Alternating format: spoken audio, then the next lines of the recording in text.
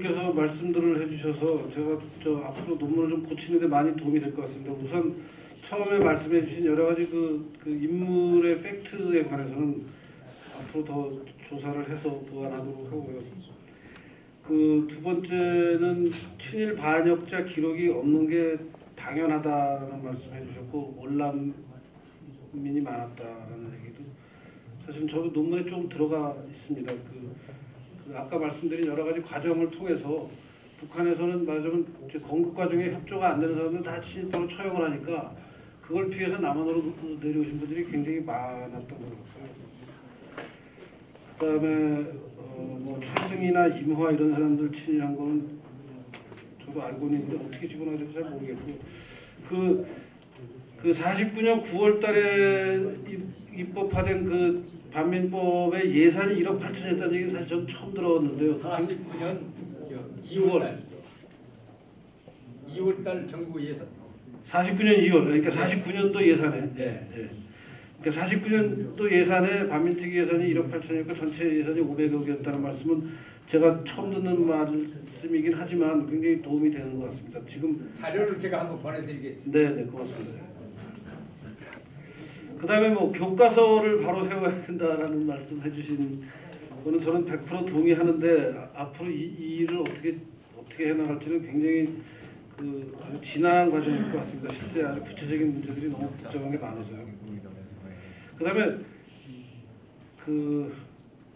손세일 선생님께서 말씀하신 것 중에 제가 뭔가 전달을 잘못 드린 것 때문에 약간 오해가 있지 않나 하는 생각이 드는 게 이제 빨리빨리 처리해라라는 게 대충 하라는 뜻보다는 지금 말씀하신 대로 이 반민특위 처리하느라고 온갖 다른 국정은 전혀 사람들이 관심을 안 갖고 하는 거가 문제다라고 그 부분은 제가 그래서 일부러 대통령의 담화문을 제가 했는데 아까 좀 제가 읽어드린 부분보다 더 좋은 부분이 있는 것 같아서 거기 한번 같이 한번 읽어드리겠습니다. 굉장히 좋은 내용 같은데요. 아까 우리 사회자께서 말씀해 주신 대로 10페이지입니다. 발표문의 10페이지인데요. 부록 4. 미군 철퇴 문제를 제출한 것은 아까 말씀하신 대로 이제 국회 프락치 사건하고 연관되는 일인 것 같고. 과연 치안을 보장해서 민심을 정돈하려는 것인가, 미군을 배척하고 공산당을 청해오려는 주의인가. 이승만 대통령이 49년 2월 22일 날 담화문에 공산당을 청해오려는 주의인가라는 게 이제 앞으로 벌어질 상황을 이제 굉장히 걱정하는 거죠. 전쟁이 발생할 때까지는 경찰이 치안을 전담하고 그 책임을 지고 있으면 누구나 다 알 것이다. 반민법으로 인해서 조사위원들이 사람을 잡아다가 고문 취재한 후로 경찰 측에서 얼마나 요동되었는가 함은 이것이 표면에 드러나지 않은 거로 다 무사태평한 것 같지만 경찰 측의 말을 들으면 밖으로는 공산당에서 경찰과 그 가족을 기회 있는 대로 살해하는 중이요. 안에서는 국회의원들이 살 수 없게 만들고 있으니 치안을 위해서 아무리 헌신하고자 하더라도 어찌할 수 없다고 눈물 흘리며 억울하다고 호소하는 중이다. 그러므로 여기가 이제 이승만 대통령의 입장이 잘 드러나는 것 같은데요. 그러므로 내가 특별조사위원에게 지성으로 설명한 것은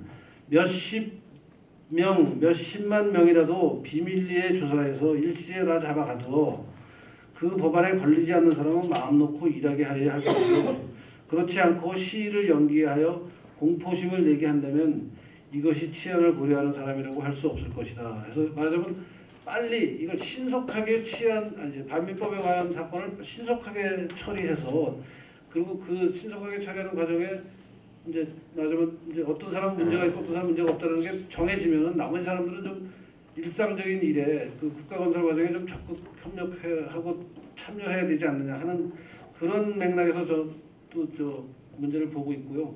그 말씀해주신 이승만 대통령이 반민법을 운영하는 그 구상과 상권 분립에 따라서 그 당시 국회가 이제 주장했던 거하고는 굉장히 다른 부분이 있습니다. 그 부분도 좀 반영을 하겠습니다.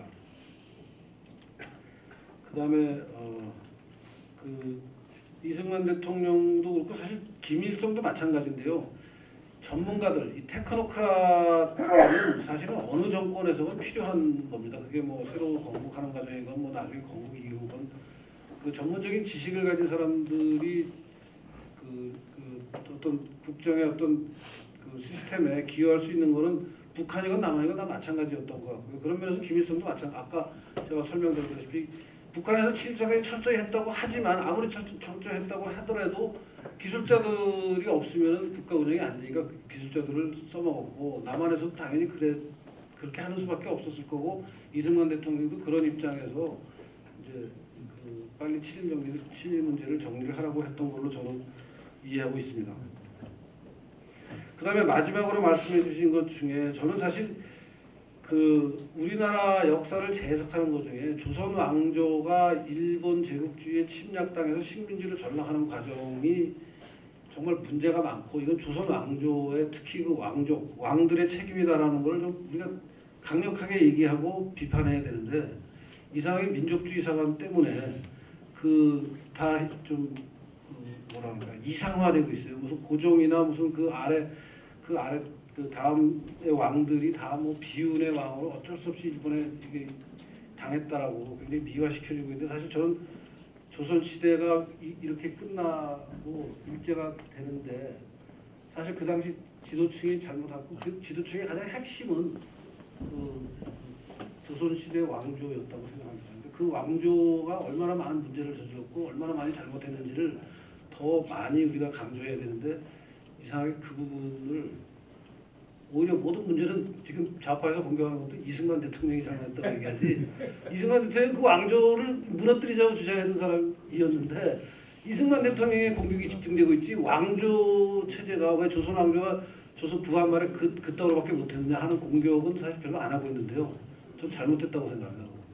그거부터 제대로 바로잡아야 조선 왕조가 얼마나 부실했던 엉터리였는지 일본과 한국 국민들 사이에 얼마나 이중적인 플레이를 했는지를 더 좀 밝혀서 그 사람들의 문제가 심각한 거를 우리가 점점 더 얘기해야 대한민국을 건국한 세력이 얼마나 혁신적인 세력이었는지도 부각될 수 있을 것 같습니다.